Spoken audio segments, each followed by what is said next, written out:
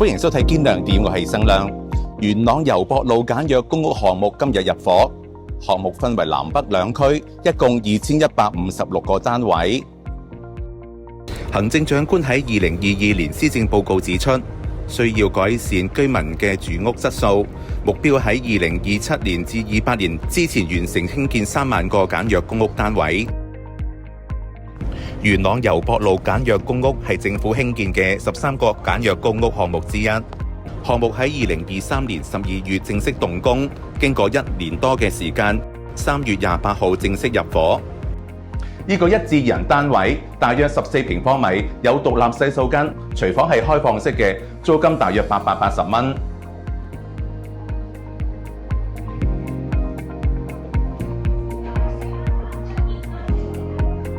南北兩區均設有一個公共運輸服務總站，一共有3條巴士小巴專線，方便居民出入。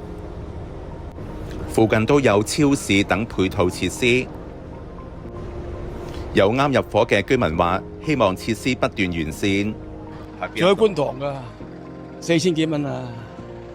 呢度800幾啫，交通比較隔涉些少咯。問題佢個好處就係佢租平啊，呢樣嘢最實際咯，大佬。我而家住緊深水埗，租金5000幾咯。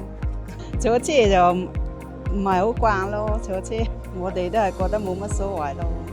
有啊最好咯，方便啲街坊啊。